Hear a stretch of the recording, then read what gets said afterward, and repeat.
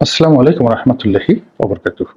সম্মানিত দর্শক, গত কয়েকদিন আগে এনসিপির শীর্ষ নেতার যে বক্তব্য, সেটি হলো যে বাংলাদেশে যে কোনো সময় সেনা শাসন চলে আসতে পারে বা এনসিপি সেনা শাসনের ভয় পাচ্ছে, এরকম বক্তৃতা সম্বলিত বক্তব্য সম্বলিত খবর সমস্ত টেলিভিশনগুলো বা গণমাধ্যমগুলো প্রচার করে আসছিল তাদের লিড নিউজ হিসেবে। বাংলাদেশের সেনা শাসন নতুন কোনো ঘটনা নয়, অতীতে বহুবার ঘটেছে। আবার সেমি সেনা শাসন, অর্ধেক সেনা শাসন অর্ধেক সিভিল শাসন, এই দুটো মিলিয়ে ১১ নামে আমাদের বাংলাদেশে যে একটা ক্রান্তিকাল আমরা পার করেছি, সেই আতঙ্ক আমাদেরকে এখনো তাড়া করছে। ফলে আমরা যখনই কোনো এদিক ওদিক দেখি, গণতন্ত্রের যাকে বলা হয় কর্তৃত্ববাদ দেখি, কোনো একটি রাজনৈতিক দলের ভুল দেখি, ভ্রান্তি দেখি, সবসময় আমরা ১/১১ উদাহরণ টানি, বিশেষ করে ২০০৮ থেকে আজ অবধি। অর্থাৎ বিএনপির পতন ১/১১ মাধ্যমে, আবার ১/১১ মাধ্যমে শেখ হাসিনার উত্থান। তো সেই উত্থানের পরে শেখ হাসিনা মোটামুটি ২০১৪ অবধি যে একটা গণতান্ত্রিক পরিবেশ তিনি বজায় রাখার চেষ্টা করেছিলেন, যা ২০১৪ সনে সম্ভব হয়নি রাখতে, এবং সেখানে একটি একতরফা বিনা ভোটের বিনা প্রতিদ্বন্দ্বের তার একটা নির্বাচন হয়ে যায় ২০১৪ সনে। আওয়ামী লীগের পক্ষ থেকে বলা হয় যে তারা এই নির্বাচনটি বাধ্য হয়ে করেছে এবং তারা সুযোগ পেলে খুব দ্রুত একটা যাকে বলা হয় অংশগ্রহণমূলক নির্বাচন দিয়ে তারা কেটে পড়বে, এরকম একটা ভাব তারা নির্বাচনের আগে দেখিয়েছিল। আর তারা বলার চেষ্টা করেছিল যে বিএনপি এবং জামাত যুগপৎ ভাবে আওয়ামী লীগকে এতটা অসহযোগিতা করেছে এবং সারা দেশে যেভাবে সন্ত্রাস এবং নৈরাজ্যর একটা খারাপ নজির, বদ নজির স্থাপন করেছিল, সেক্ষেত্রে বিনা ভোটের বা বিনা প্রতিদ্বন্দ্বিতা নির্বাচনটি যদি না হতো, তাহলে আরেকটি ১/১১ চলে আসতো, দেশে জরুরি অবস্থা জারি হতো, সাংবিধানিক ধারাবাহিকতা ক্ষুণ্ণ হতো এবং দেশের স্বার্থ সংরক্ষণের জন্য শেখ হাসিনা এই কাজ করতে বাধ্য হয়েছেন। যদিও এই কথাকে সবাই রং তামাশা, হাস্যরস হিসেবে আখ্যায়িত করছে, এই কারণে যে ওইরকম একটি বিনা প্রতিদ্বন্দ্বিতার নির্বাচন তিনি পুরো ৫ বছর তিনি টেনে নিয়েছিলেন এবং ক্ষমতায় বসে খুব অল্প সময়ের মধ্যে নিজের পেশি শক্তিকে তিনি বহাল রাখতে পেরেছিলেন, প্রশাসনের উপর তার কর্তৃত্ব রাখতে পেরেছিলেন, আইন শৃঙ্খলা থেকে শুরু করে সব কিছু নিয়ন্ত্রণে রাখার পর বিরোধী দলকে এমন দৌড়ানির উপর রাখতে পেরেছিলেন, যার ফলে তার মনে হয়েছিল যে তিনি কেন আবার একটা নির্বাচন দিবেন। বিরোধী দলের তো জনসমর্থন নেই, যদি জনসমর্থন থাকতো তারা বিদ্রোহ করে বিপ্লব করে আওয়ামী লীগকে উচ্ছেদ করত। তো এই বিশ্বাস তাকে ২০১৮ সন পর্যন্ত টেনে নিয়ে গিয়েছিল এবং পরবর্তীতে আবার যা কিনা ২০২৫ সন পর্যন্ত তাকে আবার টেনে নিয়ে যায়। তো এই যে পুরো সময়টি ২০১৪ থেকে ২০২৫ পর্যন্ত আমরা যারা বক্তব্য দিয়েছি, আমরা সবসময় একটা ১/১১, আর একটা মার্শাল লয়ের, আর একটা সামরিক শাসনের, আর একটা তৃতীয় শক্তির যে আগমন হবে এবং শেখ হাসিনাকে বাংলাদেশ থেকে চলে যেতে হবে, এই কথা আমরা বারবার বলে আসছি। এবং যারা আমরা এই কথাগুলো বলতাম, তাদেরকে আওয়ামী লীগ সরকার গণশত্রু মনে করত এবং তাদেরকে নানাভাবে নাজেহাল করার জন্য, তাদের জীবনকে তছনছ করে দেওয়ার জন্য রাষ্ট্রশক্তি করে নেই এহেন কোনো কুকর্ম নেই। অনেকে দেশ ছেড়ে চলে গেছেন, দেশের মধ্যে যারা ছিলেন তাদের পরিবার পরিজন, ঘর বাড়ি, সমাজ সংসার সব কিছু তছনছ করে দেওয়ার জন্য গোয়েন্দা সংস্থাগুলো যা করা দরকার, ক্যারেক্টার অ্যাসাসিনেশন, ব্যবসা বাণিজ্য ধ্বংস করা, মামলা মোকদ্দমায় ফাঁসানো, গুম করা, সবকিছু করে তারা ক্ষমতায় থেকেছেন বটে, কিন্তু পুরো গণতন্ত্রের যে ধারাবাহিকতা, তারপর রাজনৈতিক নেতাকর্মীদের যে ব্যাকবোন এবং স্বপ্ন দেখার, মানুষের যে স্বপ্ন দেখার যে শক্তি, এই জিনিসগুলো নষ্ট হয়ে গেছে। আর তার ফলে কি হলো, ২০২৪ সনে একটা সফল বিপ্লবের পরেও যখন একটি সরকার গঠিত হলো, এটাকে না ১/১১ বলা যাচ্ছে, না তৃতীয় শক্তি বলা যাচ্ছে, না এটাকে মার্শাল ল সরকার বলা যাচ্ছে, কোনো কিছু বলা যাচ্ছে না। এরকম একটা সরকার এলো যেটি বৈচিত্র্যহীন, যেটি ভাবলেশহীন এবং যেটির কোনো ব্যাকরণগত অর্থ নেই।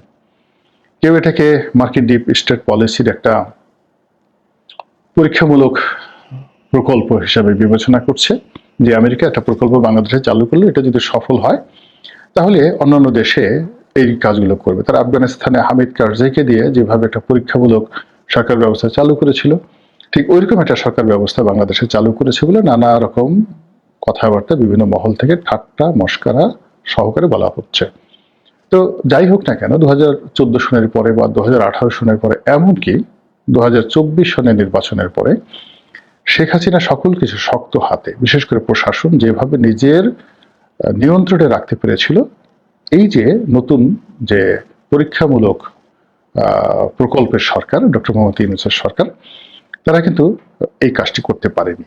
তারা মানুষকে সুন্দর কথা বলেছে, সুন্দর গল্প শুনিয়েছে, নানা রকম আশার বাণী শুনিয়েছে, কিন্তু দৃশ্যত এবং কার্যত কাজের কাজ কিছু হয়নি, বরং চারিদিকে হতাশা এমনভাবে ছড়িয়ে পড়েছে যে মানুষ যার যার অবস্থায় থেকে রীতিমতো ত্রাহি ত্রাহি শুরু করে দিয়েছে। শেখ হাসিনার জামানাতে যে ক্ষয়ক্ষতিগুলো হয়েছিল, সেই ক্ষয়ক্ষতিগুলো প্রচন্ডভাবে বেড়ে গেছে। আর শেখ হাসিনার জামানাতে যে ভালো কাজগুলো হয়েছিল, তার সেই সকল ভালো কাজের একটাও হচ্ছে না, চলছে না।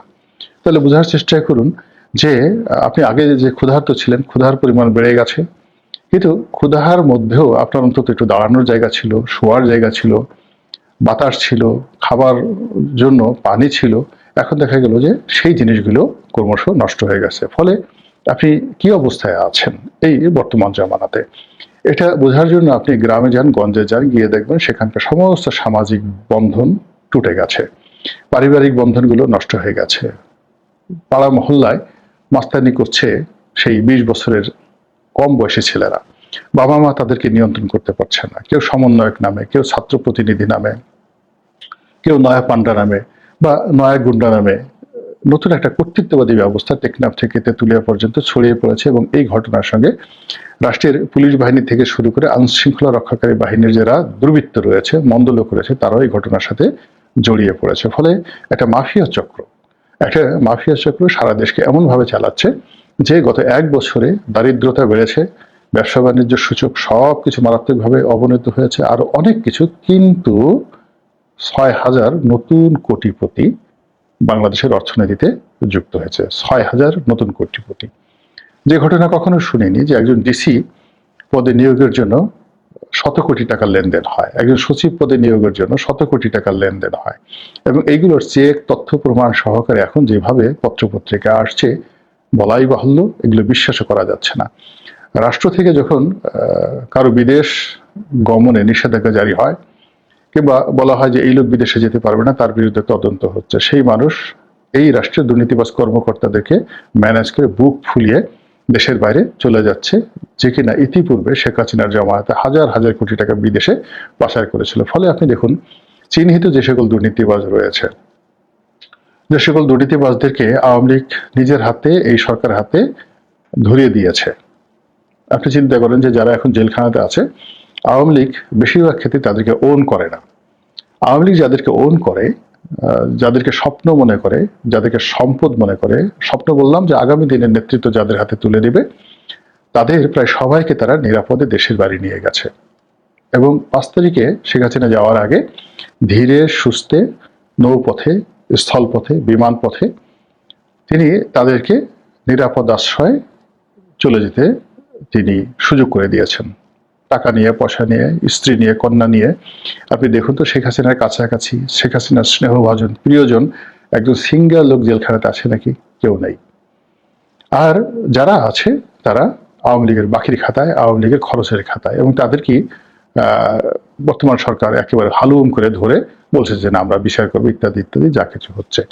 তো এনিওয়ে, এর ফলে কি হলো, বাংলাদেশে যে শূন্যতা তৈরি হয়েছে, সেই শূন্যতার মধ্যে বিশাল শূন্যতা, সেই শূন্যতার মধ্যে বাকি আওয়ামী লীগ ব্যতিরিকে যে সকল রাজনৈতিক শক্তি, ধরুন বাংলাদেশের 50%, অর্থাৎ বিএনপি জামাত কেন্দ্রিক যে লোকজন, তাদের সংখ্যা সাকুল্যে 50%।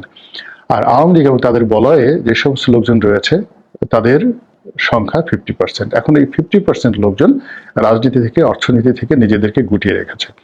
আর প্রতি মুহূর্তে তারা ফিরে আসার জন্য, বিকল্প একটা ব্যবস্থা করার জন্য যে হুমকি দিচ্ছে, ধামকি দিচ্ছে। এর ফলে পুরো বাংলাদেশের যে বন্ধন, ঘনত্ব, যেটিকে বলা হয় যে একে অপরের সঙ্গে যে সংযোগ, এই সব কিছু এলোমেলো হয়ে গেছে, রীতিমতো এলোমেলো হয়ে গেছে। আর সে এলোমেলো হওয়ার কারণে কি হলো, নিজেদের মধ্যে, অর্থাৎ এই যে বাকি যে 50% তাদের মধ্যে তাপ এবং চাপের কারণে, ধরুন একটা চৌবাচ্চার মধ্যে জায়গা হবে 100 জন লোকের, সেখান থেকে 50 জন লোক সরিয়ে দেওয়া হলো, ফলে চৌবাচ্চাটা খালি হয়ে গেল বা একটা রুম খালি হয়ে গেল। তো এতক্ষণ ওই 50 জনের চাপে যাদের মধ্যে আত্মার সম্পর্ক ছিল, পাশাপাশি ছিল, তারা নিরাপদ দূরত্বে চলে গেল। এরপরে তারা বললো যে না, এই জায়গা আমার, ওই জায়গা তোমার। ওই 50 জন যারা চলে গেছে তাদের জায়গার সম্পত্তি, মানে তাদের স্থানটি দখল করার জন্য তখন আগের যে 50 জন কাঁধে কাঁধ মিলিয়ে ছিল, তাদের মধ্যে নতুন যে বিরোধ তৈরি হয়ে গেল। এই বিরোধের ফলে এখন বিএনপি জামাতের বিরোধ, জামাত এনসিপির বিরোধ, এনসিপি জামাতের বিরোধ, এনসিপি বিএনপির বিরোধ, সেনাবাহিনীর সঙ্গে যাকে বলা হয় ডক্টর মোহাম্মদ ইউনূসের দূরত্ব, ডক্টর মোহাম্মদ ইউনূসের সঙ্গে উপদেষ্টাদের দূরত্ব, উপদেষ্টা বনাম উপদেষ্টাদের মধ্যে দূরত্ব, প্রশাসনের সঙ্গে দূরত্ব, সব মিলিয়ে এইরকম একটা ত্রাহি ত্রাহি অবস্থা তৈরি হয়েছে যে কেউ কাউকে 2 টাকা দিয়ে বিশ্বাস করতে পারছে না। আর এই অবিশ্বাসের কারণে মনের মধ্যে যে আতঙ্ক তৈরি হচ্ছে, ভয় তৈরি হচ্ছে, সেই ভয় থেকেই এনসিপির মুখ দিয়ে যেটা বলা হচ্ছে যে একটি সামরিক শাসন অবশ্যম্ভাবী এবং আসতে পারে। এবং আপনি সবসময় দেখবেন যে জমের টানে একবার যখন মানুষের মুখ দিয়ে কোনো কথা বের হয়ে যায়, বিশেষ করে যারা ক্ষমতাধর, যারা ক্ষমতার চেয়ারে বসে, সে যদি স্বপ্ন দেখে যে তার চেয়ার চলে গেছে, ওই স্বপ্নর যথেষ্ট যৌক্তিকতা রয়েছে। তো এনসিপি এখন ড্রাইভিং সিটে রয়েছে, হাসনাত সার্জিসরা গত 1 বছর যাবত দেশ চালাচ্ছে। কাজেই তাদের মধ্যে যদি আত্মবিশ্বাসের ঘাটতি দেখা যায়, তাদের মধ্যে যদি ভয় এবং আতঙ্ক দেখা দেয়, তাহলে ওটি অ্যাভয়েড করার কোনো কারণ নেই। তো কাজেই এই যে আরেকটি 11 বা আরেকটি সামরিক শাসনের যে আতঙ্ক অনুভব করছেন এনসিপি, ঠিক সেই আতঙ্ক কিন্তু বিএনপিও অনুভব করছে। এবং বিএনপির যারা লোকজন, তারা ইতিমধ্যে নানা রকম কথাবার্তা বলছে। জামাতের লোকজনও কিন্তু স্বস্তিতে নেই। আর ডক্টর মোহাম্মদ ইউনূস নিজে একটা সেফ এক্সিটের জন্য তিনি সবকিছু করতে এই মুহূর্তে রাজি, কিন্তু কোনো অবস্থাতেই একটার সঙ্গে আরেকটা মিলন ঘটানো যাচ্ছে না, অর্থাৎ আংটা লাগানো যাচ্ছে না। শিকল যেভাবে একটার সঙ্গে আরেকটা লাগানো থাকে, ওই জিনিসটি এখন বর্তমান যারা আছেন রাজনৈতিক দলগুলো, স্টেক হোল্ডার আছে, তাদের সাথে করা যাচ্ছে না। বিকজ যে শূন্যতাটা এটা খুব বেশি, 50% লোক তারা সবকিছু থেকে নিজেদেরকে গুটিয়ে রেখেছে। আর এই 50%-এর মধ্যে আওয়ামী লীগের যে সকল ক্যাডার রয়েছে, অর্থবিত্ত সম্পদের যারা মালিক রয়েছে, তারা সর্বশক্তি নিয়োগ করে এই বর্তমান সরকারকে বিপদে ফেলার চেষ্টা করছে। ফলে যারা এই বিপ্লবের অগ্রনায়ক, এই বিপ্লবের মহানায়ক, যারা এই ধরনের একটি পরিবর্তন যারা সম্পন্ন করেছেন অত্যন্ত সফলভাবে, এখন তাদের অনেকের মধ্যেই আর্তচিৎকার লক্ষ্য করা যাচ্ছে। এবং তারা যে কথাগুলো ইদানিং বলছেন, সে কথাগুলো আজ থেকে 6-7 মাস আগে কল্পনাই করা যেত না। আমি মনে করি যে এখনো যে সময় আছে, যদি আমরা ঘুরে দাঁড়াতে পারি, নিজেদের মধ্যে দূরত্ব দূর করতে পারি এবং রিয়ালিটি যেটা বাস্তবতা রয়েছে, রাজনীতির ময়দানের যে বাস্তবতা রয়েছে, সেই বাস্তবতাকে মেনে নিয়ে আমরা একটা সমঝোতামূলক রাজনীতি শুরু করতে পারি এবং জেদাজেদি না করি, তাহলে হয়তো এনসিপি যে ভয় পাচ্ছে সামরিক শাসনের, সেটি নাও হতে পারে। মহান আল্লাহ আমাদের সবাইকে হেদায়েত দান করুন এবং হেফাজত করুন। আসসালামু আলাইকুম ওয়া রাহমাতুল্লাহি ওয়া বারাকাতুহু।